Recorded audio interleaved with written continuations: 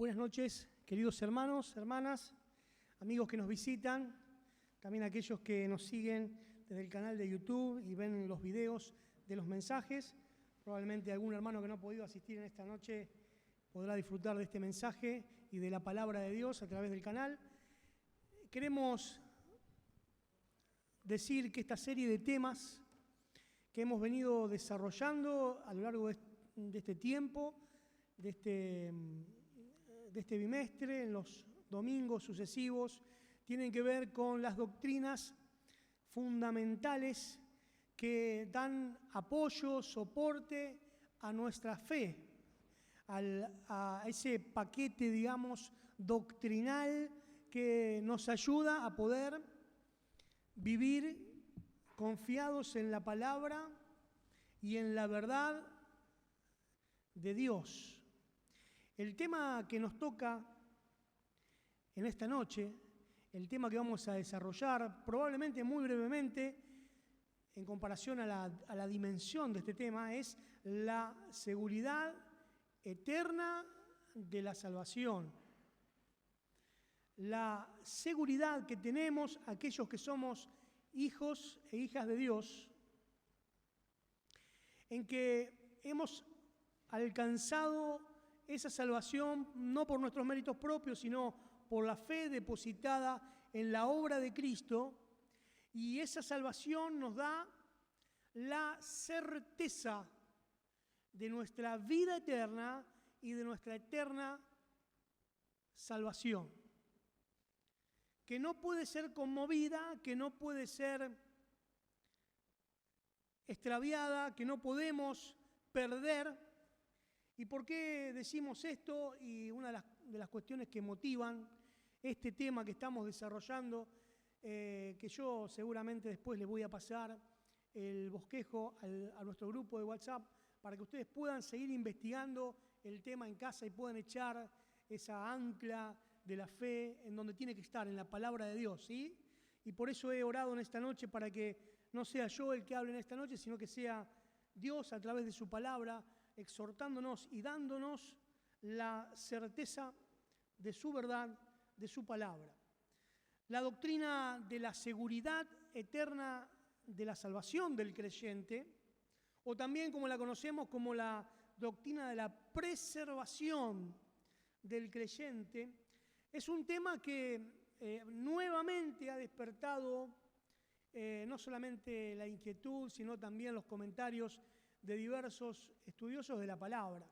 Quiero decirles que aquellos que creen, aquellos que afirman que la salvación del creyente, la salvación que obtenemos por la obra redentora de Cristo, se puede perder, la podemos extraviar, podemos por diferentes circunstancias relacionadas con nuestro diario vivir, por supuesto me estoy refiriendo al pecado, nuevamente ir hacia atrás espiritualmente y perder la salvación, no solamente con la angustia que esto trae a nuestra vida y nuestros corazones, y también con la desesperación que da una salvación que no nos ofrece seguridad, sino que también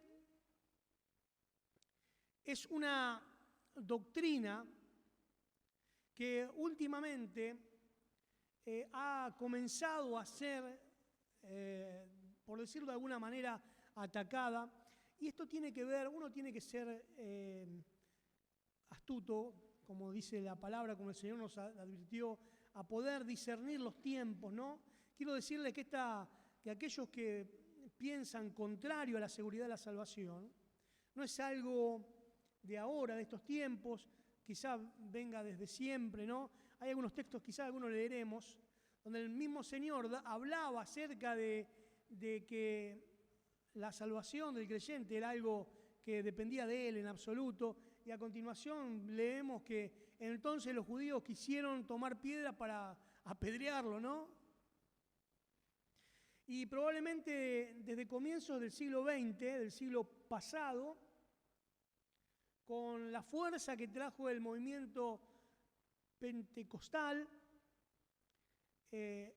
al cristianismo evangélico y probablemente con la fuerza recuperada de toda la doctrina de los teólogos liberales, de la iglesia oficial, la iglesia católica, que siempre sostuvo que hay algo más a la obra de Cristo, que hay algo más que agregar. Por ejemplo, no podemos alcanzar la salvación solo por la fe en Cristo, es necesario ser bautizados en esa iglesia. De otro modo, perderíamos la salvación. Por eso, el peligro de aquellos que son excomulgados de la iglesia, de perder la salvación, la posibilidad de ir al cielo, para que entendamos, la posibilidad de que nuestros pecados puedan ser perdonados y alcancemos la justicia necesaria para ingresar al cielo y vivir con Dios y con el Señor Jesucristo esa vida eterna. Pero no solamente eso, sino también que al comienzo del siglo se ha profundizado en la sociedad y también en la filosofía del tiempo contemporáneo, el humanismo que vuelve a poner al hombre, ese hombre que siempre quiso estar en el centro de la escena, ¿no? Siempre quisimos estar en el centro de la escena y correr a Dios del lugar que le corresponde. Por eso, al volver otra vez con énfasis todo el humanismo, también comienza a meterse en nuestra doctrina, en nuestras creencias, aquello que los filósofos de este mundo sostienen. Hoy, por ejemplo, se habla mucho acerca de la meritocracia. No sé si escucharon esa palabra rara, ¿no? Que no es un sistema de gobierno. La meritocracia, incluso también, entre comillas, predicada por ciertos políticos, habla de que uno debe merecerse determinada situación en la vida, ¿no? Uno debe trabajar, esforzarse para alcanzar y disfrutar aquello que se merece. Bueno, fíjense cómo también estas enseñanzas que provienen del mundo, de aquellas personas que no tienen a Cristo Jesús en los corazones, también se mete dentro de nuestras creencias, porque estamos siendo continuamente atacados y bombardeados. Y quizás alguno pueda llegar a pensar, y a veces vemos también, ¿no?, como los creyentes nos expresamos y decimos, por ejemplo, he recibido esto de parte de Dios y es más de lo que me merezco, ¿no? Bueno, eso que parece, entre comillas o entre paréntesis, una expresión de humildad, ¿no? He recibido esto que es más de lo que me merezco. En realidad esconde este corazón de la meritocracia, porque es más de lo que me merezco, pero algo me merezco. Pero la palabra nos declara que vos y yo somos siervos inútiles y lo que debíamos hacer, eso hicimos. Y todo lo que recibimos en nuestra vida, desde la salvación en adelante, es todo por gracia de Dios. Por gracia hemos sido renacidos. Por gracia hemos alcanzado el perdón y la limpieza de nuestros pecados. Por la gracia de Dios vivimos y andamos y seremos también redimidos en el final acto de la salvación cuando Cristo venga a este mundo a buscarnos. Ahora, esta doctrina de la preservación de los santos afirma que la salvación en Cristo, o la salvación que Cristo logró para su pueblo, para los cristianos, los creyentes, está asegurada en virtud de la eficacia de ese sacrificio. Es decir, la seguridad de nuestra salvación depende y está apoyada de lo efectivo del sacrificio de Cristo. ¿Me explico? La sangre de Cristo derramada en la cruz del Calvario a favor mío y a favor tuyo tiene tal eficacia que nos otorga el perdón completo de nuestros pecados. Cuando la palabra de Dios expresa que en Cristo hemos sido limpiados de todos nuestros pecados, que hemos alcanzado el perdón de todos los pecados, no se refiere a aquellos que hemos cometido, sino también los pecados pasados, presentes y los futuros también.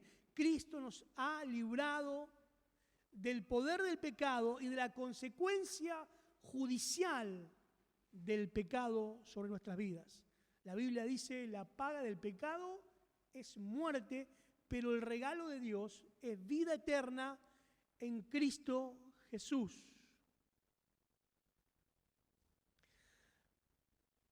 aquellos que hemos sido regenerados en Cristo Jesús por la obra del Espíritu Santo, aquellos que hemos depositado la fe en Cristo y hemos alcanzado, por tanto, la salvación, vamos a ver ahora que no por méritos propios, sino por gracia de Dios,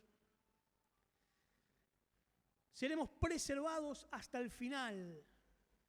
Aquellos por quienes Cristo murió somos regenerados y seremos preservados hasta el final. En base a esto podemos decir que la salvación no se pierde. La salvación no se pierde. Y quiero comenzar con la conclusión del tema, para que podamos entender a la luz de las Escrituras este gran tema. La Biblia habla hasta el cansancio, podemos decir, acerca de la seguridad de la salvación. Y vamos a ver, muchas veces lo hace de forma explícita, muchas veces lo hace de forma implícita, muchas veces lo hace a través de los principios bíblicos. Ustedes recuerdan y tienen que memorizar aquel salmo en el 119, 160, donde dice la palabra de Dios: la suma de tu palabra es verdad. Esto significa que si nosotros nos encontramos con un texto que nos presenta algún conflicto a nuestra fe, tenemos que entender ese texto a la luz de la Biblia, porque la Biblia explica la Biblia. Yo no puedo decir, pero si acá dice esto, significa que todo lo que dijo anteriormente está mal. No, Dios no se contradice a sí mismo, por lo cual, si hay un texto que nos presenta alguna dificultad en la comprensión, seguramente el problema está en nosotros y no en la palabra de Dios. La suma de tu palabra es verdad. Vamos, por favor, a las Sagradas Escrituras y abran sus Biblias en segunda carta a Timoteo, en el capítulo 4. Vamos a tener que estar muy ágiles hoy con la palabra, con la Biblia, porque vamos a leer muchos textos que nos tienen que ayudar a la comprensión de este tema.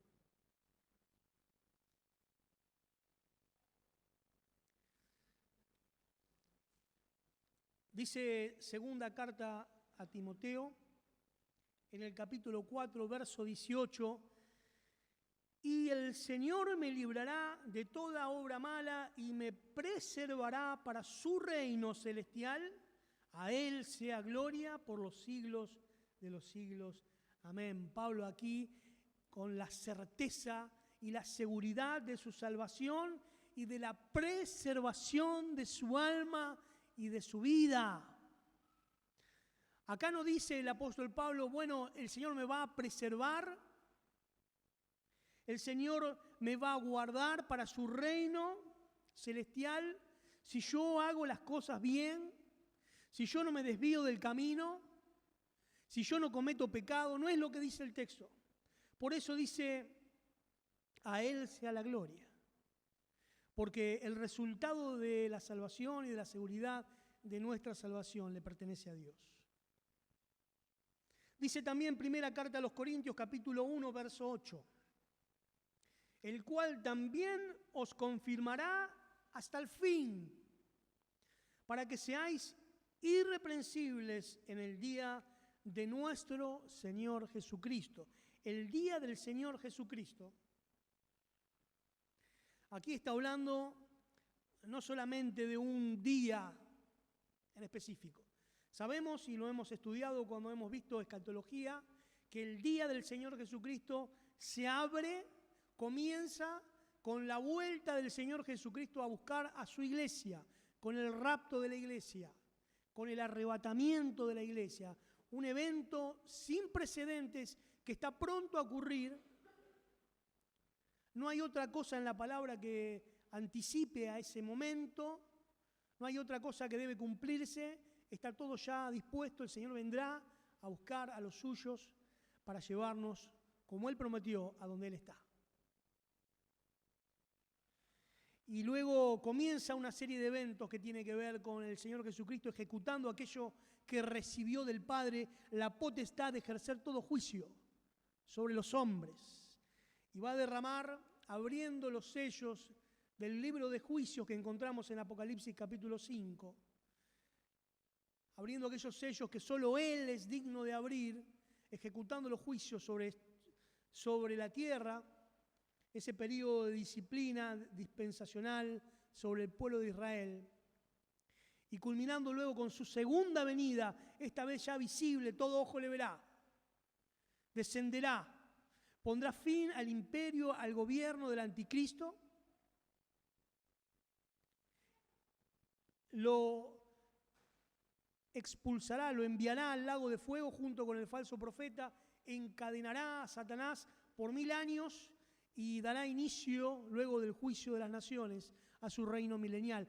Todo ese conjunto de eventos hasta el fin del milenio es el día de Jesucristo.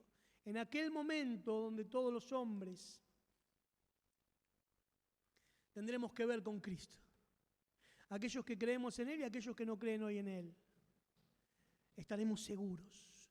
Vos y yo no tendremos que enfrentar un juicio como sí anticipa Hebreos capítulo 9, dice el verso 26, que está establecido para los hombres que mueran una sola vez y después de esto el juicio. Pero también dice la palabra en Romanos capítulo 8, en el primer verso del capítulo, ahora pues ninguna condenación hay para los que estamos seguros, los que hemos sido salvos por la obra de Cristo, para los que están en Cristo Jesús. Y hemos sido librados, como dice primero a los tesalonicenses, en el capítulo 1, verso 10, de la ira venidera. Y este acto de preservación de la vida del alma del creyente es un acto de Dios. No depende de lo que hagamos. Dice el Evangelio según San Juan, capítulo 6, este pasaje del verso 37 al 40. Por favor, busquen en sus Biblias un hermoso pasaje.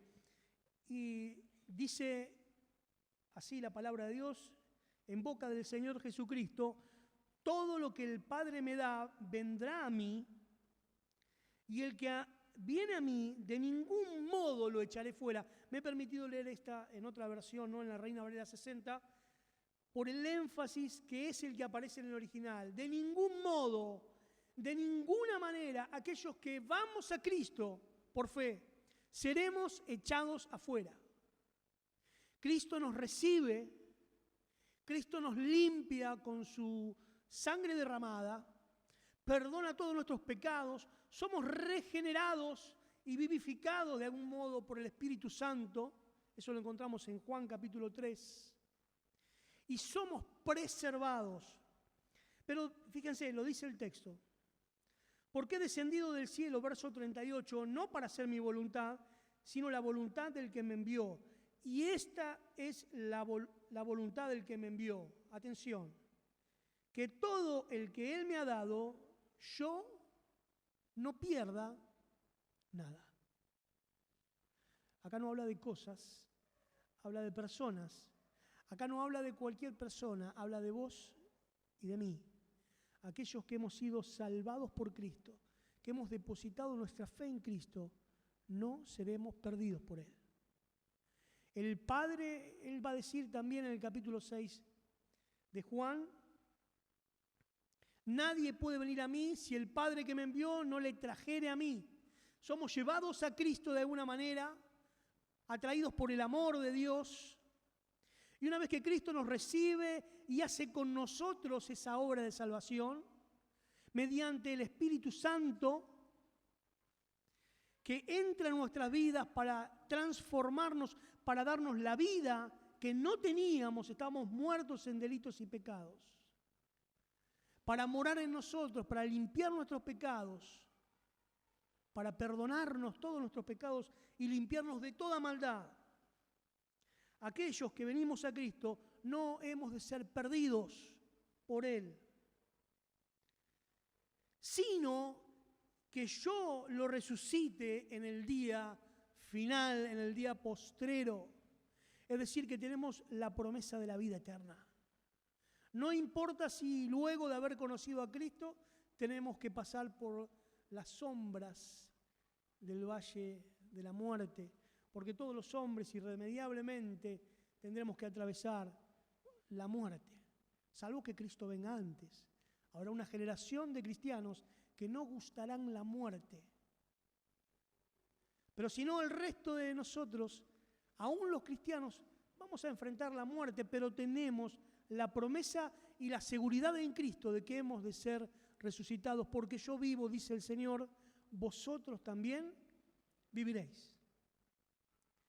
Verso 40, porque esta es la voluntad de mi Padre, que todo aquel que ve al Hijo y cree en Él, tenga vida eterna. ¿Saben? La expresión vida eterna no significa una vida interminable. Eso sería infinito, ¿no? Algo que no termina, que no tiene fin. Eterno es más allá que eso. Es mucho más que algo que no tiene fin. Es algo pleno. Es algo que pertenece a Dios. Es la vida de Dios en nosotros. Como dice Colosenses, en Cristo habita corporalmente toda la plenitud de la deidad y vosotros estáis completos en Él. Y la vida de Cristo, la vida eterna de Dios, ahora está en nosotros. Y yo mismo le resucitaré en el día final. Pero también dice el apóstol Juan en la primera de sus cartas, en el capítulo 5, verso 10 al 12. Por favor, síganme con atención este hilo de pensamiento que nos va a llevar a la conclusión final. Dice así el apóstol Juan, presten atención. El que cree en el Hijo de Dios tiene el testimonio en sí mismo, en nosotros. El que no cree a Dios ha hecho a Dios mentiroso porque no ha creído en el testimonio que Dios ha dado respecto a su Hijo. Y el testimonio es este, que Dios nos ha dado vida eterna. Para que esta vida sea eterna, no puede ser interrumpida. ¿No dice la palabra de Dios? Él nos ha dado la posibilidad de vivir para siempre con Él.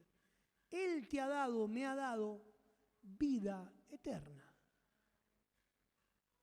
Y esta vida está en su Hijo, depende de Él, no de nosotros. No es que Dios nos da como una vasija que es la vida eterna y yo la debo cuidar porque si la pierdo, la rompo, la extravío, la dejo escondida por allí, entonces pierdo ese tesoro, ese regalo de Dios. No, esa vida eterna está en su Hijo, es la vida de Cristo en nosotros. Es Cristo viviendo su vida en nosotros mediante su Espíritu Santo. Y va a sentenciar en el verso 12, el que tiene al Hijo, ¿qué cosa? Tiene la vida porque la vida está en el Hijo, ¿sí? El que no tiene al Hijo de Dios, no tiene la vida, así de simple. Es decir, que hay dos personas, aquellas que hemos depositado nuestra fe en Cristo, en la obra de Cristo, que es la obra de salvación, que fue ejecutada en la cruz del Calvario. Cristo ocupó nuestro lugar en la cruz. Murió en propiciación, como sustituto tuyo y mío. Murió en la cruz derramando su sangre preciosa para pagar por nuestros pecados, porque la Biblia había sentenciado que sin derramamiento de sangre no hay remisión de pecados. Por lo tanto, Cristo murió para darnos vida eterna. Y ahora Cristo, que es la vida eterna, mora en nosotros. Dice también Juan en el capítulo 10, hablando del buen pastor, ustedes recordarán el texto, dice desde el verso 27, mis ovejas oyen mi voz y yo las conozco y me siguen, aquellos que hemos creído en Cristo. Y yo les doy vida eterna. Y no perecerán jamás. No existe la posibilidad de que vos y yo perezcamos si estamos en Cristo. No hay nada que pueda arrebatarnos de la vida que es Cristo. Ni nadie las arrebatará de mi mano. Allí estamos, dentro de la mano del buen pastor. Allí probablemente dentro de las heridas abiertas, mas no sangrantes, pero sí en forma de testimonio, visibles por toda la eternidad. Allí estamos apretados en su mano. Pero agrega, mi Padre que me las dio a las ovejas, a nosotros. ¿Se acuerdan? Nadie puede venir a mí si el Padre que me envió no le trajera a mí. Mi Padre que me las dio es mayor que todos y nadie las puede arrebatar de la mano de mi Padre. Si eso, hermanos queridos, no es seguridad, entonces ¿qué es? Si no te sentís seguro en poder de la mano poderosa del Señor Jesucristo y el Padre Celestial, el Dios Todopoderoso, que el cielo de los cielos no lo pueden contener, aún posa su mano sobre la del Hijo, nadie, ¿quién podrá hacer fuerza y abrir la mano del Padre y la mano del Hijo? ¿Quién podrá contender contra Jehová? ¿Quién le arrebatará a él lo que le pertenece? Nadie. Allí estamos vos y yo, seguros en Cristo, por toda la eternidad. Y esto para nosotros debe ser un cántico de alabanza y de dar gloria al Señor por esa seguridad que tenemos en Él. Pero también Judas va a escribir en el verso 24, y aquel que es poderoso para guardarnos sin caída. Otra vez volvemos a esta doctrina de la preservación. Él tiene poder para guardarnos sin caída. Y esto no significa que no la caída del pecado, ¿sí? Habla de a quien toma algo y no lo pierde, no le es arrebatado, no se le escapa de las manos, no se le resbala. Él nos va a poder sostener y nos va a guardar sin caída para presentarnos sin mancha delante de su propia gloria con gran alegría. Al único y sabio Dios, nuestro Salvador, sea la gloria y majestad, imperio y potencia, ahora y por todos los siglos. Amén. Y esa es la seguridad que tenemos en Cristo. Dice también el apóstol Pablo en Filipenses capítulo 1, verso 6, acompáñame en tu Biblia, dice, estando persuadido de esto, que el que comenzó en vosotros la buena obra, la perfeccionará hasta el día de Jesucristo. Esto habla de la continuidad, de la eficacia de la obra de Dios en nosotros. Comenzó en nosotros en el día en que hemos abierto nuestros corazones y Cristo ha entrado a ocupar el lugar del Señor de nuestras vidas y Salvador. Esa buena obra de transformación, de metamorfosis, de llevar a la práctica la conversión que hemos proclamado a Dios cuando nos arrepentimos de nuestros pecados delante de Él, reconociéndonos pecador o pecadora delante de Dios. Él comenzó una obra en nosotros y la va a continuar indefectiblemente hasta el día de su venida. No quedan dudas en la palabra de esta seguridad que tenemos en Cristo. También el apóstol Pablo en 2 a Timoteo capítulo 1 verso 12, por lo cual asimismo padezco esto, pero no me avergüenzo, porque yo sé a quién he creído y estoy seguro, es la misma expresión que antes decía, estoy totalmente persuadido, convencido, estoy seguro que es poderoso para guardar mi depósito hasta aquel día. ¿Cuál es el depósito? ¿Qué hemos depositado en las manos del Señor? Nuestra vida, nuestra alma, nuestro ser. Está allí en su mano. Y Él es poderoso para guardarnos sin caída. Él es poderoso para guardar ese depósito que hemos hecho en sus manos hasta el día de nuestro encuentro glorioso con Él. Y dice también el apóstol Pedro, en la primera de sus cartas, en el capítulo 1, en el verso 5, que somos guardados por el poder de Dios mediante la fe para alcanzar la salvación que está preparada para ser manifestada en el tiempo postrero. No significa que tenemos una promesa de salvación en el sentido de que aún no hemos sido salvos. No. Está hablando de la consumación de la salvación. Ya somos salvos, pero un día Cristo va a materializar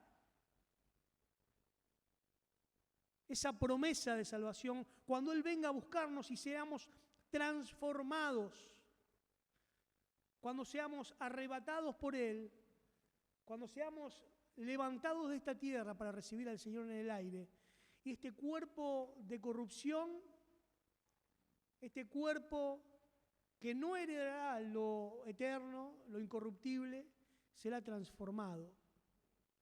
Y seremos transformados a su semejanza, por el poder con el cual Él también puede sujetar a sí mismo todas las cosas. Es decir, con el poder creacional, con el poder que le permitió a Dios crear cielos y tierra, con ese mismo poder Dios transformará nuestro ser y consumará, dará el punto final a la obra de salvación. Ahora, para poder entender también y tener claros y estar firmes en nuestra fe y no dudar, ¿saben qué penoso es vivir nuestras vidas cristianas dudando continuamente de la salvación? Si la salvación nuestra dependiera de mantenernos alejados del pecado, entonces la salvación poderosa que Dios ha efectuado en nuestra vida se torna la más débil de todas. Viviríamos en una angustia constante y en vez de vivir en el gozo de la salvación, viviríamos en el temor de la perdición.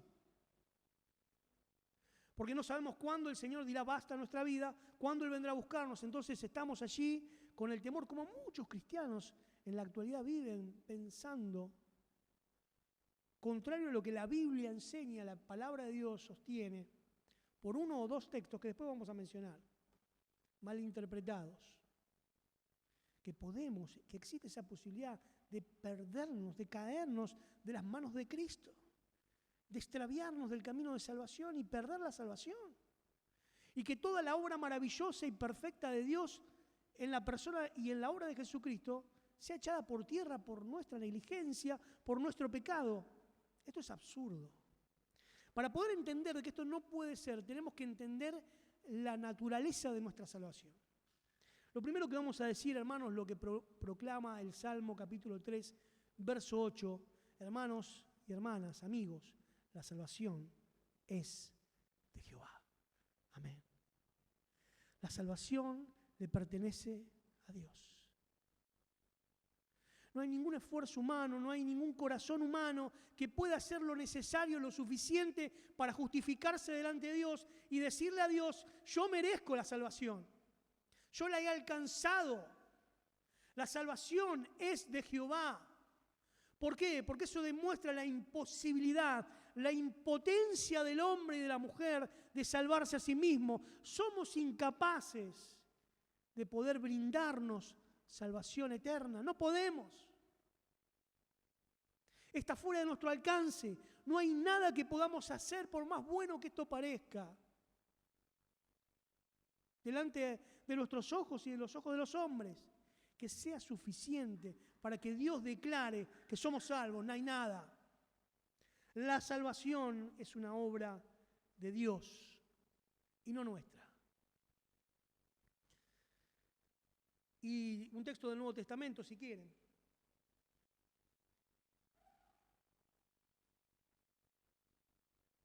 Primera carta de Pablo a Timoteo en el capítulo 1, verso 9, es el texto correlativo del Nuevo Testamento.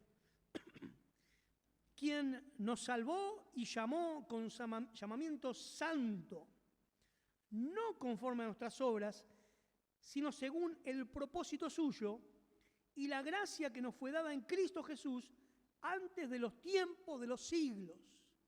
No solamente que la salvación no nos pertenece y le pertenece a Dios, y la hemos recibido por gracia, por la obra de Cristo, sino que ha sido concebida en la mente y el corazón de Dios, incluso antes de que nosotros fuésemos.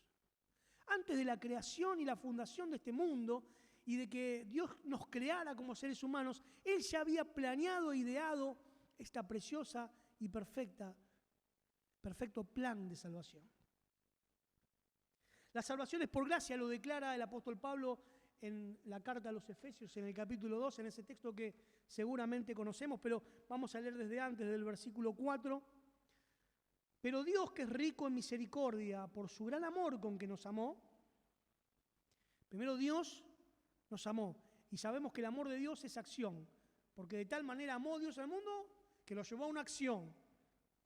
Lo que dice Juan 3, verso 16, a dar a su Hijo unigénito, a nuestro favor, para que todo aquel que crea en Cristo, en su Hijo unigénito, no se pierda, sino que tenga vida eterna.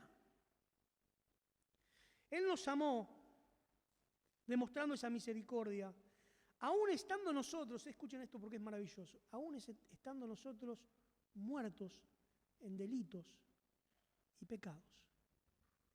Ahora, si aún vos podés llegar a pensar de que Dios nos conoció de antemano, que vio algo en nosotros, porque, ¿se acuerdan? Romanos 8:29 dice, a los que antes conoció, y algunos dicen, bueno, Dios sabía quiénes iban a confiar en Él, por eso los predestinó para que alcanzaran la salvación. Como que Dios se anticipó y en su vista poderosa que ve más allá de los tiempos, vio que un día Alejandro se iba a humillar delante del Señor Jesucristo, que iba a reconocerse pecador y entonces lo predestinó para ser salvo.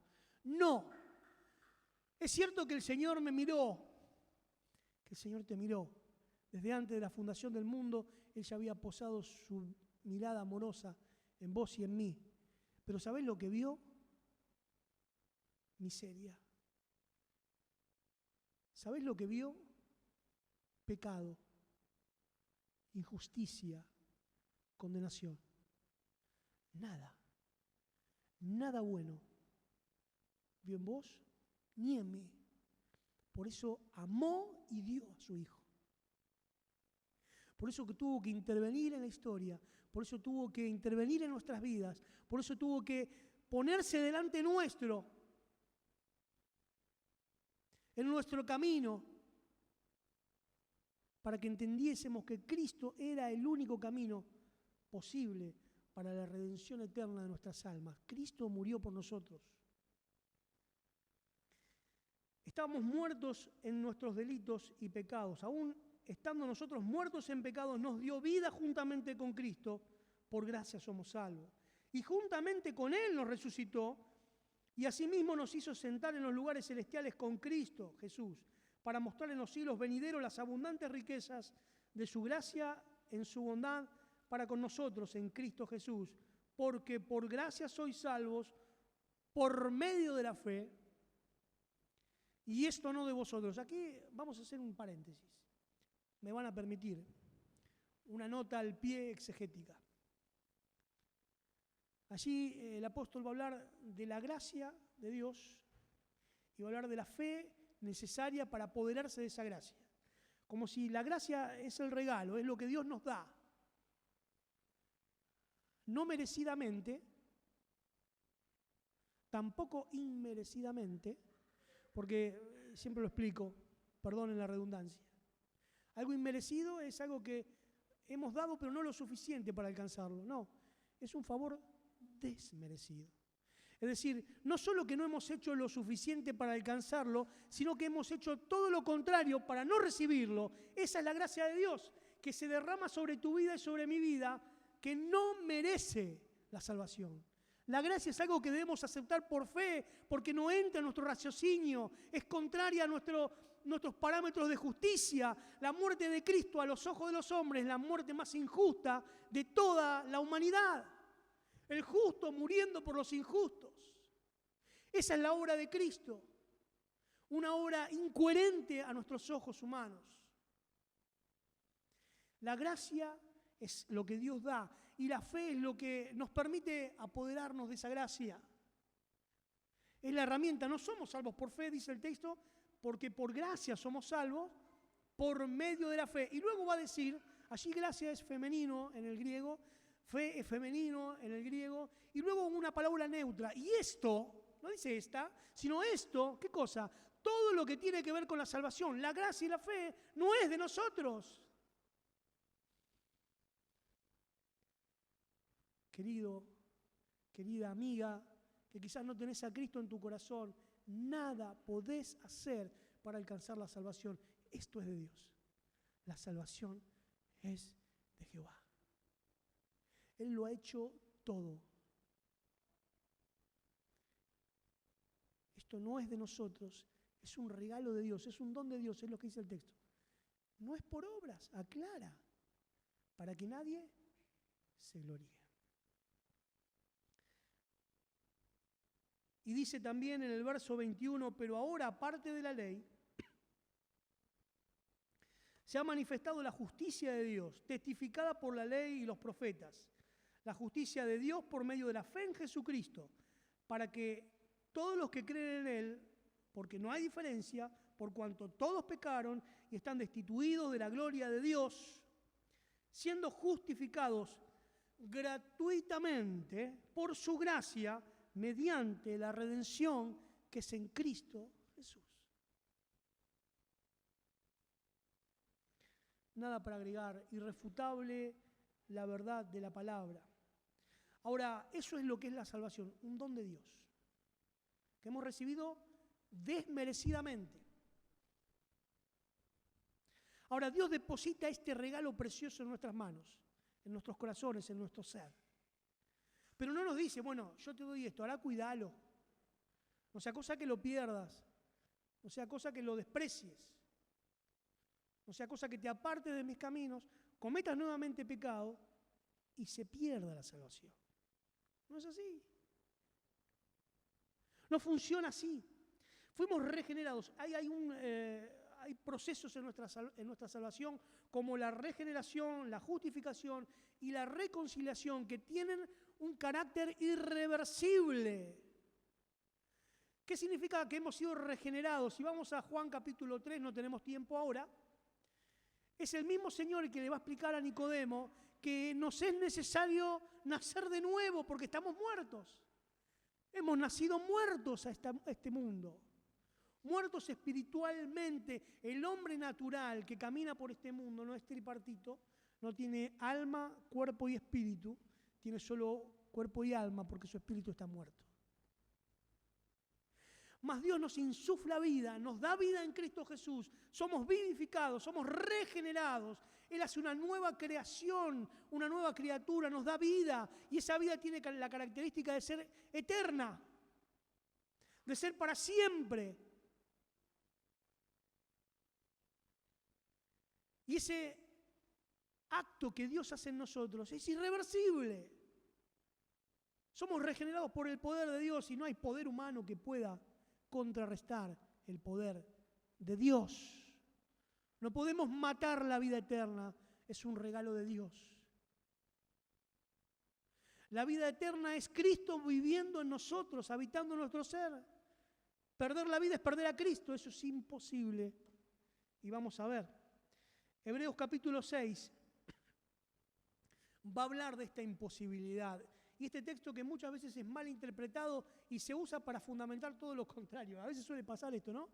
Tomamos un texto y como no comprendemos el contexto, y tampoco lo estudiamos a la luz de la palabra, Acuérdense, Salmo 119, 160, eso es un principio bíblico que debe legislar nuestro estudio, nuestra comprensión de las Sagradas Escrituras. La suma de tu palabra es verdad. La Biblia interpreta la Biblia explica la Biblia. La Biblia no contradice a la Biblia. Porque Dios no puede mentir, porque no es hombre. Porque Dios no se retracta. Porque lo que Él dice es y será. Ahora, dice Hebreos 6, versos 4 al 6. Porque es imposible. No hay posibilidad, no existe chance de los que una vez fueron iluminados y gustaron del don celestial y fueron hechos partícipes del Espíritu Santo y asimismo gustaron de la buena palabra de Dios y de los poderes del siglo venidero y recayeron. ¿A quién metemos en este grupo? Bueno, hermanos, yo me meto porque luego de haber alcanzado la salvación he cometido pecados. Siempre decimos una frase que Gustavo me la atribuye a mí, no es mía. La comunión de los santos es comunión de pecadores. Porque vos y yo, si bien hemos alcanzado el perdón y la limpieza de nuestros pecados, cometemos pecado. Y si alguno dice que no comete pecado, ¿qué dice la Biblia? Hacemos a Dios mentiroso. ¿Sabes por qué? Porque el pecado tiene que ver con esa naturaleza con la cual hemos nacido. Y que un día, por supuesto, Dios nos redimirá de este cuerpo. El cuerpo de la humillación nuestra, dice, porque el pecado nos humilla. Él transformará el cuerpo de la humillación nuestra para que sea semejante al cuerpo de la gloria suya, un cuerpo santo, sin relación ya más con el pecado. Dice, y los que recayeron sean otra vez renovados para arrepentimiento. ¿Qué quiere decir? Si cometemos un pecado, no podemos decir que perdemos la salvación y entonces tenemos que predicar nuevamente y aceptar a Cristo como Salvador. No, es imposible. Esto conlleva, esta teología falsa, conlleva una idea doctrinal falsa, y acá lo explica, sería semejante a crucificar nuevamente para nosotros mismos al Hijo de Dios y exponiéndolo a vituperio.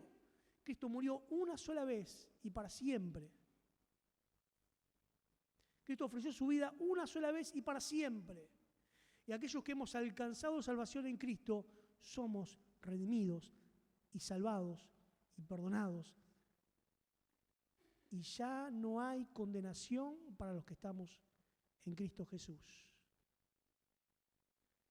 Vos me dirás, pero Romanos 8.1 agrega, para los que no andan conforme a la carne, sino conforme al Espíritu. Bueno, sabemos, eso es un agregado que hizo el traductor. No aparece en ninguno de los manuscritos, solamente en la traducción de Reina Valera. Podemos ver otras versiones. Por eso allí necesitamos escudriñar las Escrituras y darnos cuenta de la verdad de Dios. Ninguna condenación hay para los que estamos en Cristo Jesús. El pecado del creyente interrumpe la comunión con Dios, nos quita el gozo de la salvación. Perdemos galardones, perdemos recompensas, pero no invalida, no destruye la regeneración, la justificación, la salvación o la reconciliación con Dios. También la justificación tiene ese efecto irrevocable, irreversible en nuestras vidas. Dice Romanos 3 que la justificación, siendo justificados gratuitamente por su gracia. Esto es importante. Esa palabra gratuita no significa que no tenga un precio. Hubo un precio. Si alguien me dice esto es gratis, no significa que no tiene precio. Tiene un precio. Lo único que lo absorbe quien te lo da, ¿sí? La salvación y la justificación es gratuita, no porque no tenga precio, porque hemos sido comprados y rescatados de nuestra vana manera de vivir, la que recibimos de nuestros padres, no con un precio de cosas corruptibles como oro o plata, sino, dice la palabra, con la sangre de Cristo, como la de un cordero sin mancha y sin contaminación. La sangre preciosa, la que sí tiene precio.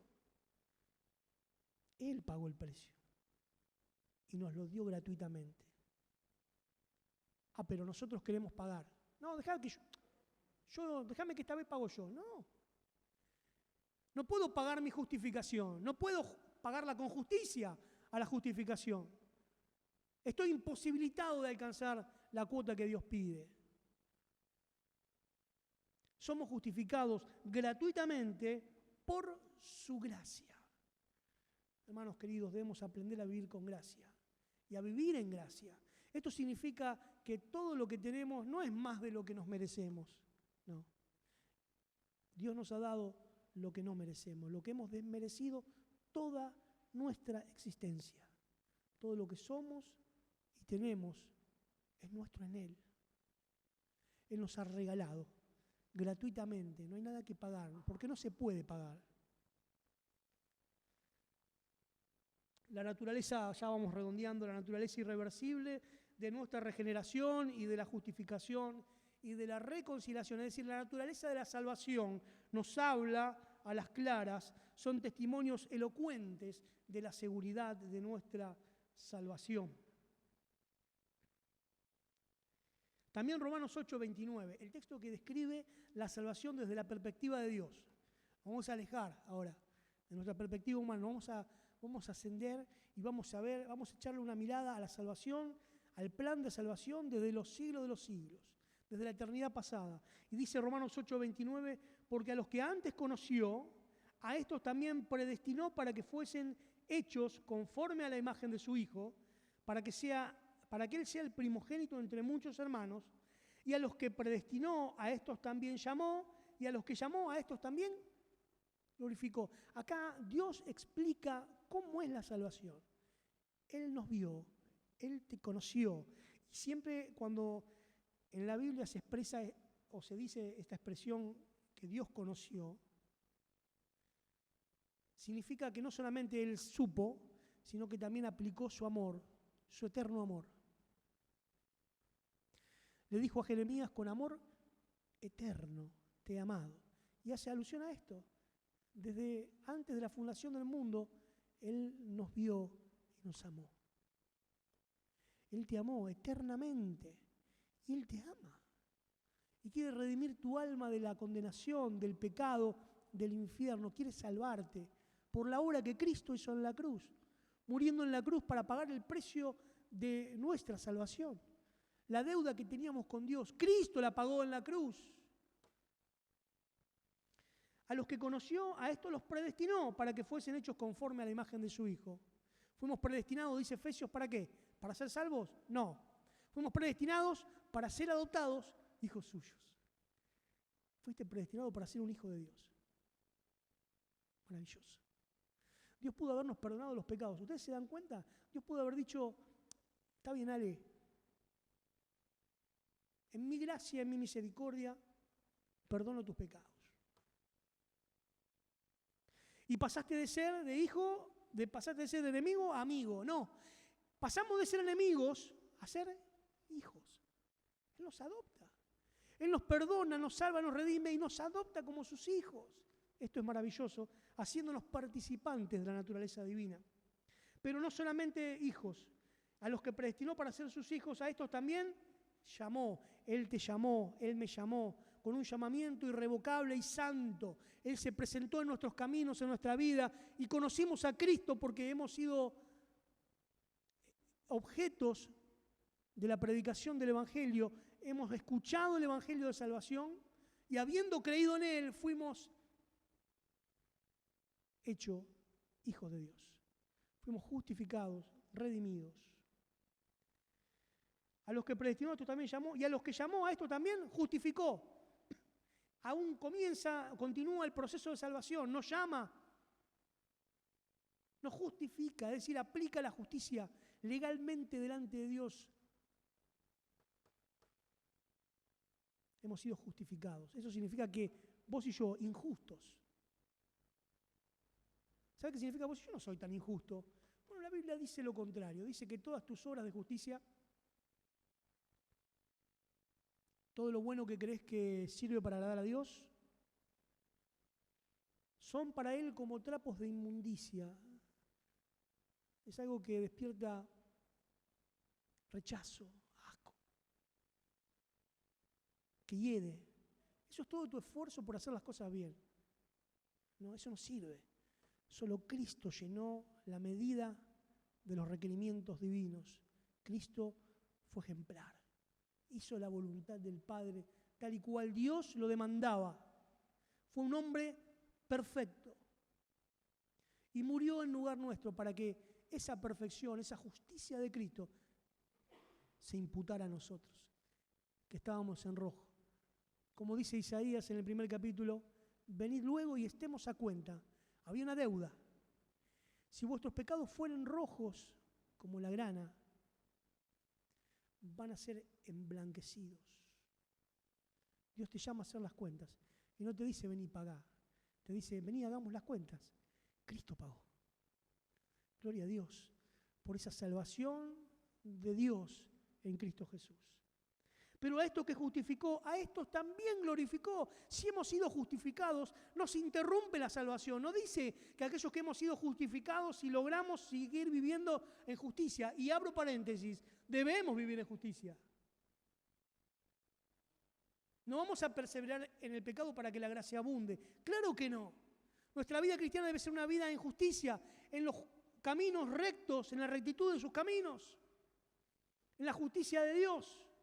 Pero si has sido justificado, vas a ser glorificado. No hay nada que se interponga, no hay nada que quite, no hay nada que te robe ese momento de la glorificación, cuando Cristo venga y te glorifique a su semejanza. Termino con un texto que suele traer confusión.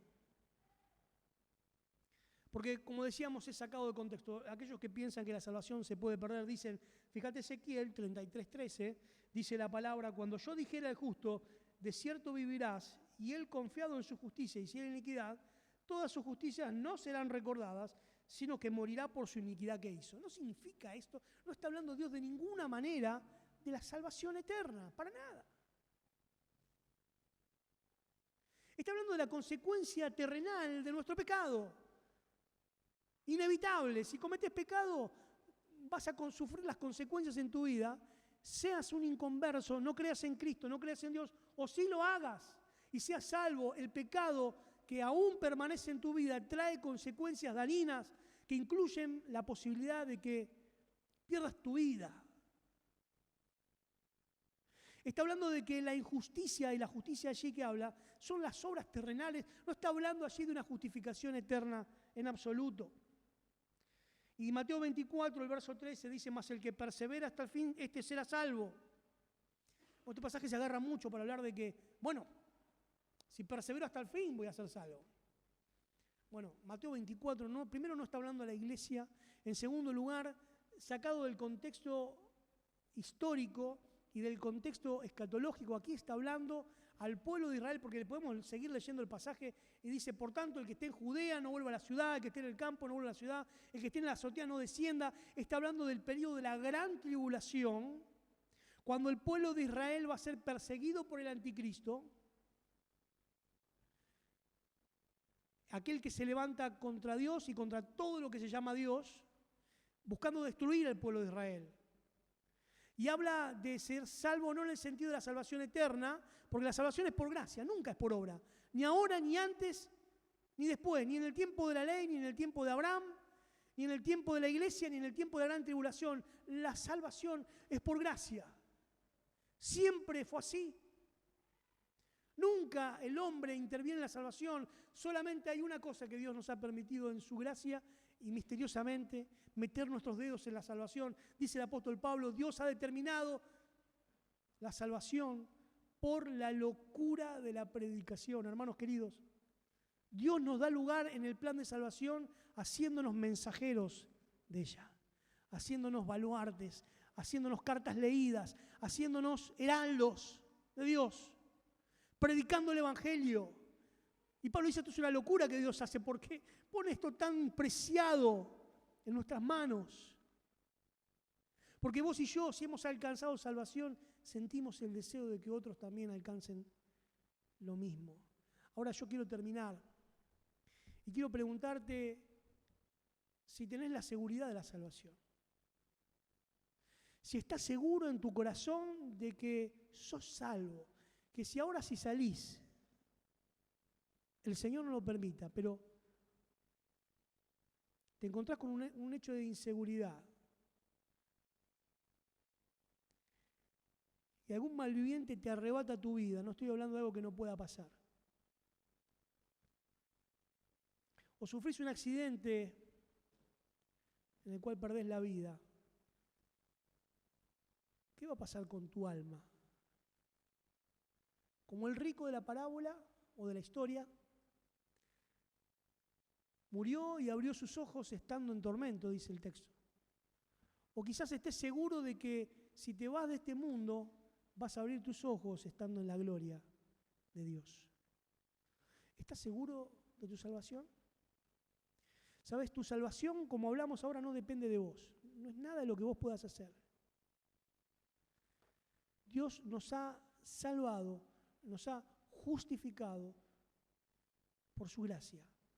Y esto se alcanza por medio de la fe en Cristo Jesús. Dios pone ahora, hoy, ahora, a tu alcance la posibilidad de ser salvo. ¿Querés recibir este regalo de Dios? Tenés que depositar tu fe en Cristo, que es el Hijo de Dios, que es el unigénito Hijo de Dios, que vino a este mundo hace mucho tiempo a cumplir la voluntad de su Padre y a morir en la cruz.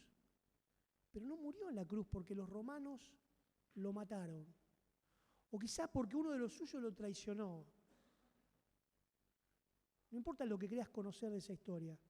Dios dice, es el mismo Señor el que dice, no se confundan, nadie me quita la vida. Lo dijo Cristo. Sino que yo de mí mismo la pongo. ¿Y saben por qué?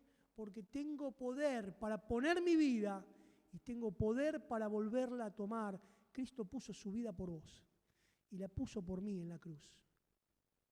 Y luego de haber sufrido lo suficiente por tu pecado y por mi pecado, Él decidió entregar el Espíritu a Dios.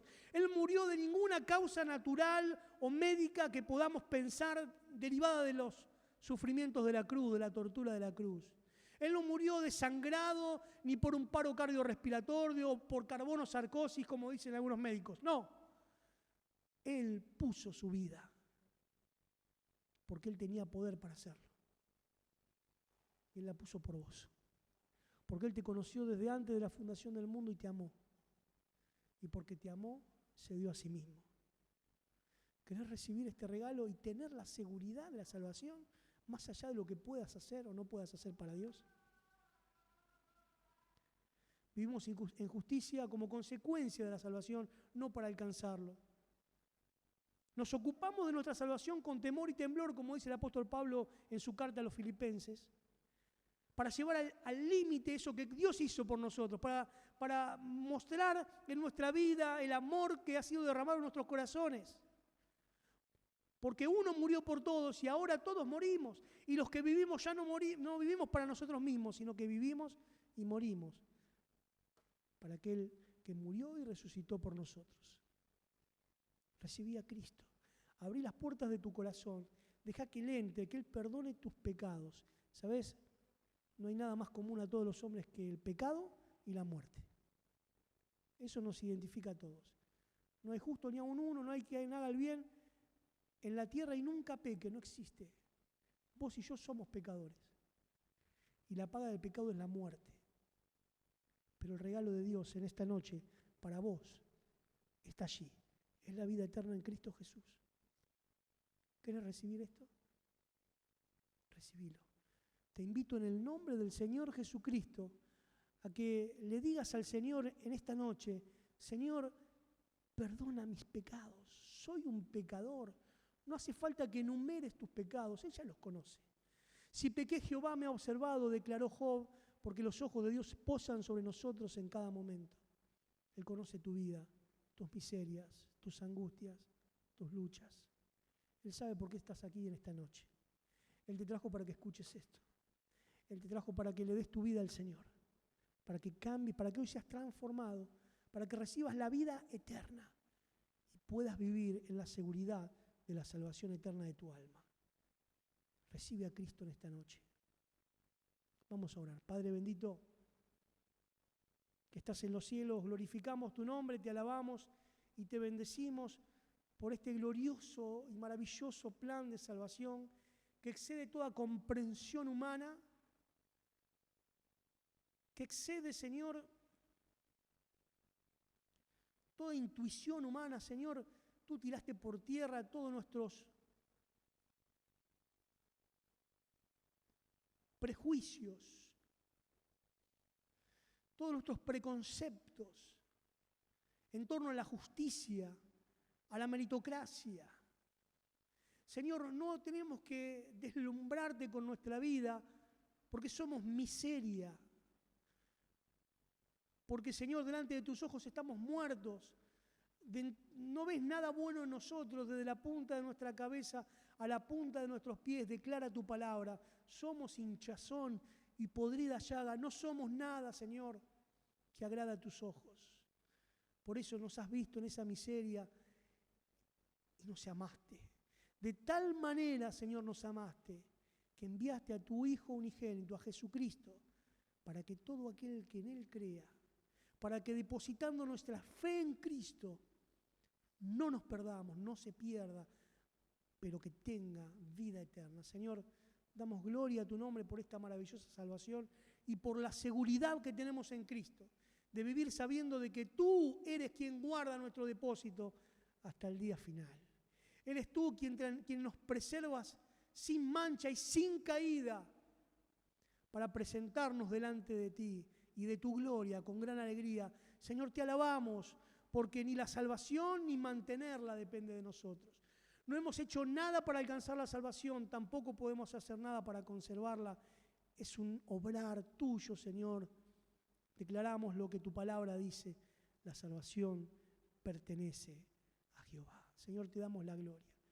Pero en esta noche, Señor, probablemente haya personas entre nosotros, amigos, que nos visitan y que aún tengan dudas de la salvación, porque quizás no se han arrepentido de sus pecados, porque creen en Dios, pero aún no han creído en la obra de Cristo, muriendo a su favor.